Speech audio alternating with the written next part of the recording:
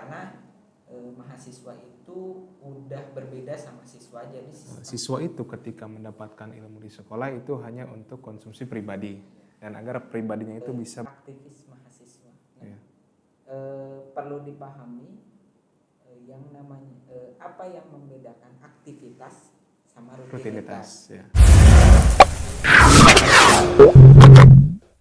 Assalamualaikum warahmatullahi wabarakatuh. Kembali lagi teman-teman. Sebelumnya kan kita sudah berbincang-bincang dengan Ibu Dekan mengenai kefakultasan. Di situ kan sudah dijelaskan tentang seluk-beluk fakultas seperti apa, prodi apa saja yang ada di fakultas, keunggulan dan keunikan fakultas kita dibanding fakultas-fakultas lain, dan segala macamnya.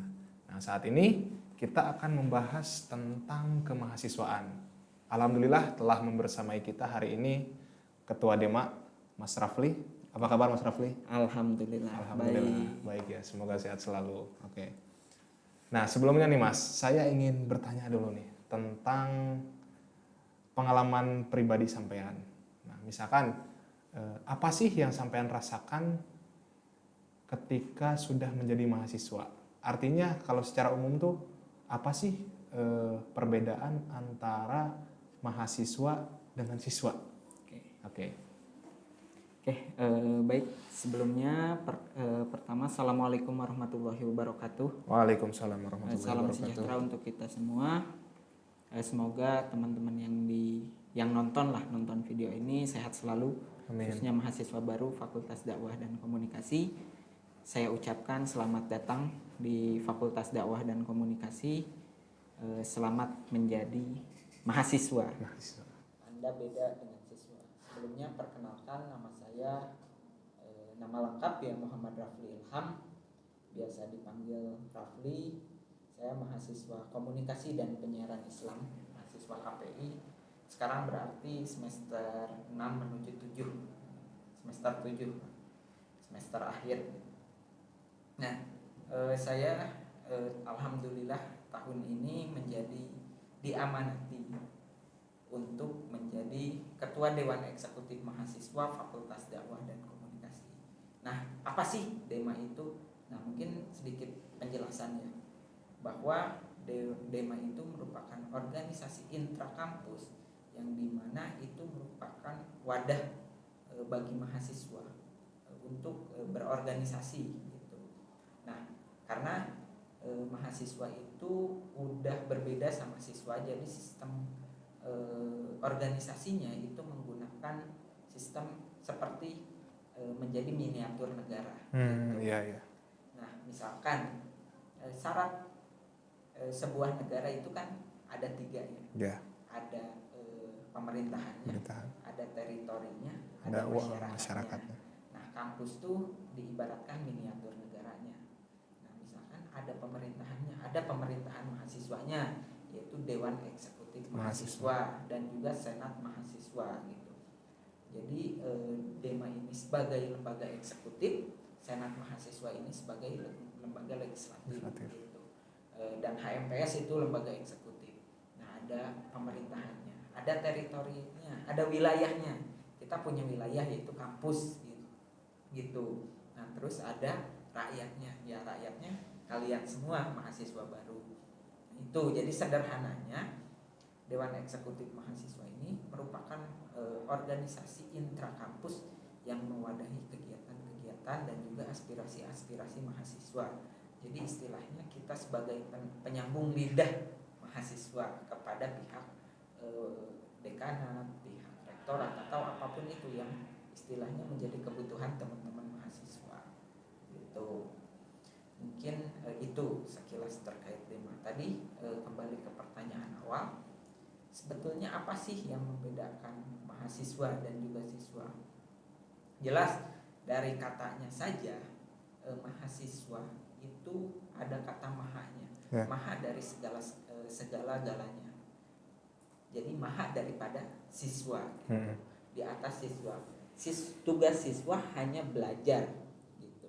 Tugas mahasiswa berbeda gitu. Jelas tugas mahasiswa di sisi lain belajar, di sisi lain dia harus mampu mengamalkan ilmunya gitu. Ibaratkan kalau siswa itu kita mendapatkan pelajaran di kelas ya udah gitu, itu untuk konsumsi.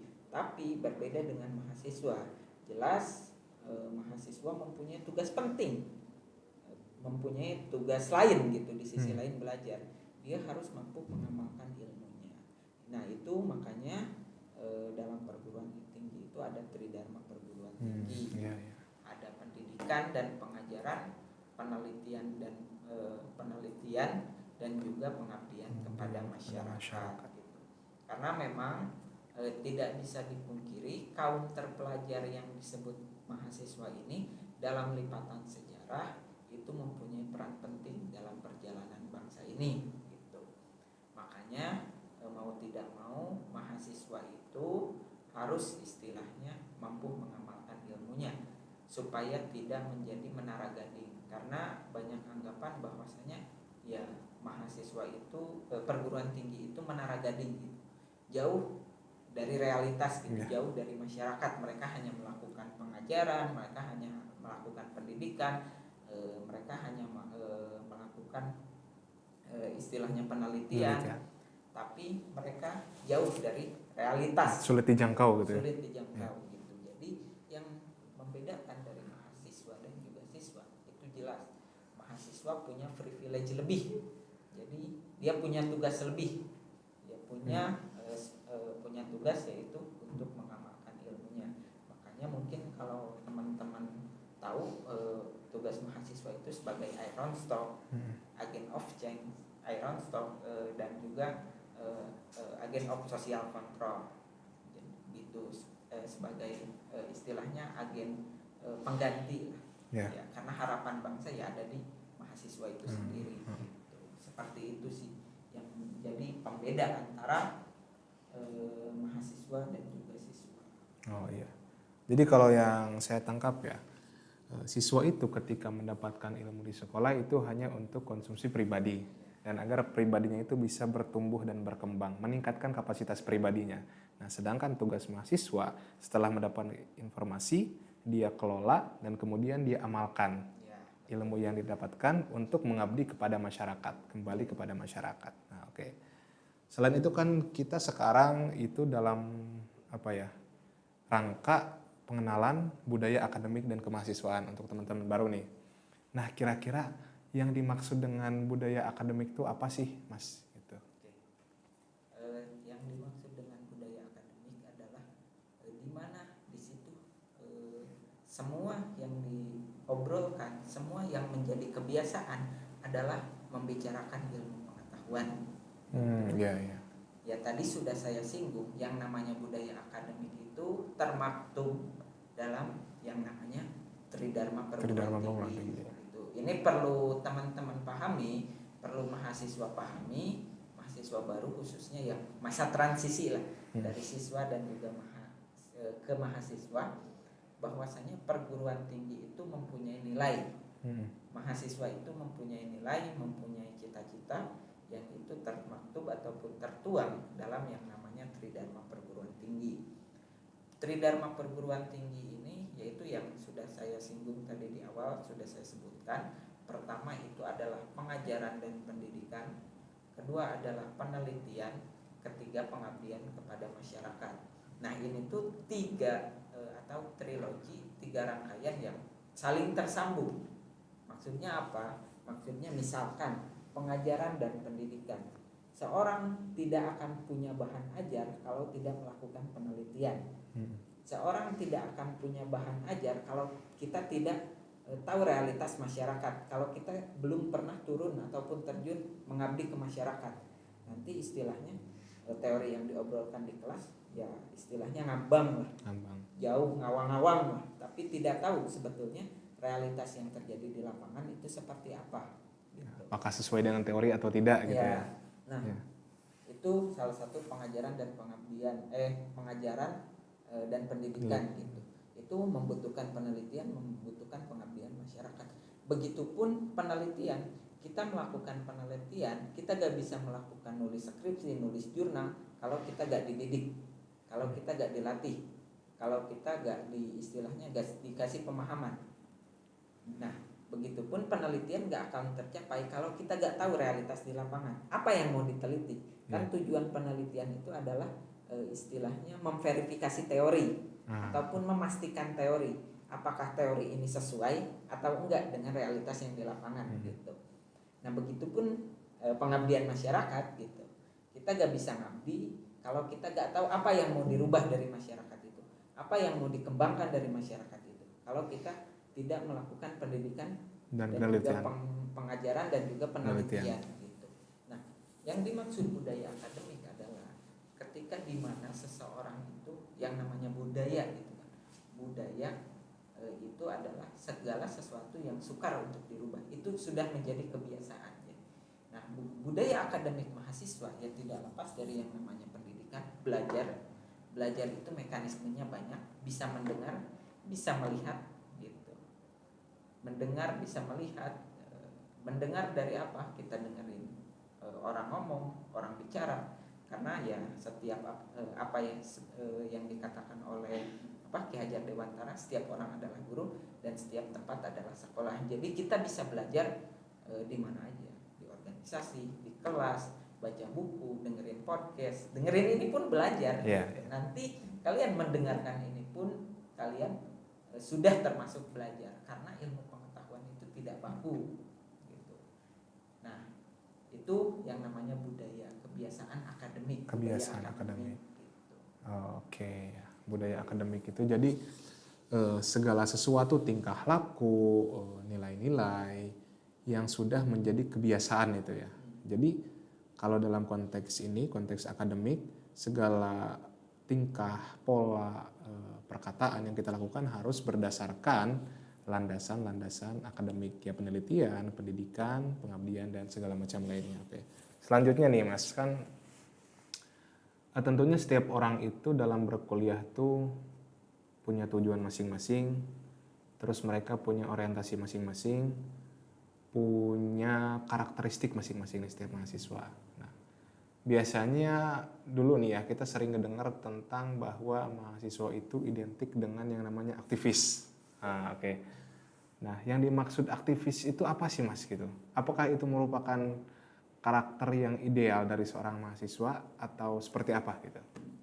Oke. Aktivis mahasiswa. Nah, perlu dipahami yang namanya apa yang membedakan aktivitas sama rutinitas. Ya. Kuliah yang kita lakukan itu rutinitas. Kita bangun misalkan kita hanya kuliah. Kita kuliah ke kampus jam 7, pulang jam 4. Terus gitu setiap hari. Itu namanya rutinitas, bukan aktivitas. Berbeda dengan aktivitas. Aktivitas itu kita lakukan setiap hari, tapi itu berbeda. Ada insight, ada pengetahuan baru yang kita dapatkan dari aktivitas itu. Nah, kenapa disebut aktivis gitu? Karena aktivis mahasiswa. Karena mahasiswa yang bisa mendapatkan predikat aktivis. Itu dia melakukan aktivitas-aktivitas baru dan itu mendapatkan insight baru. Dia dapatkan dari mana? Ya tentunya dari organisasi, dari hal-hal yang dia dapatkan di luar gitu. Jelas itu bukan di kampus. Ya. Maksudnya jelas itu bukan perkuliahan. Bukan di ruang-ruang kelas gitu ya. Bukan di ruang-ruang kelas. Karena kalau perkuliahan ya yang seperti saya sebutkan tadi itu rutinitas. Kita jalanin setiap hari seperti itu. Beda dengan aktivitas gitu. Kenapa disebut aktivisme? Karena kita menjalani aktivitas-aktivitas yang itu setiap harinya ada baru, ada pengalaman baru, ada insight baru, ada pengetahuan baru yang kita dapatkan. Makanya seorang aktivisme itu pasti istilahnya melakukan aktivitas yang baru dan mendapatkan pengetahuan baru. Di sisi lain aktivis itu juga istilahnya punya imajinasi untuk yang namanya perubahan sosial. Karena yang namanya aktivitas itu berubah. Berbeda dengan rutinitas. Berulang-ulang. Ya, berulang-ulang. Aktivisme itu punya cita-cita perubahan sosial. Perubahan sosial yang apa? Yang ideal, yang istilahnya itu sesuai dengan harapan kita, sesuai dengan cita-cita kemerdekaan Indonesia. Itulah sederhananya. Iya. Jadi mungkin yang saya tangkap bahwa aktivis itu adalah seorang pembelajar sejati, seorang yang selalu resah dengan kemapanan. Nah, betul. resah. Jadi ketika misalkan kebanyakan orang itu merasa bahwa keadaan sedang baik-baik saja, dia enggak. Dia terus mencari di mana celahnya dan berusaha untuk merubah keadaan menjadi lebih baik. Ya. Intinya ada di perubahan itu sendiri, tidak mengulang-ulang. Oke. Ya, ini pembicaraan yang sangat seru ya dengan Ketua Dema kita, telah dijelaskan segala macam tentang apa itu mahasiswa, apa itu budaya akademik, dan apa itu aktivis mahasiswa kan. Pembahasan yang sangat menarik, tapi sayang sekali waktunya sangat terbatas. Saya kira ini ada apa ya, bukan pertanyaan terakhir sih, closing statement buat teman-teman mahasiswa baru Fakultas Dakwah, kira-kira apa? Oke.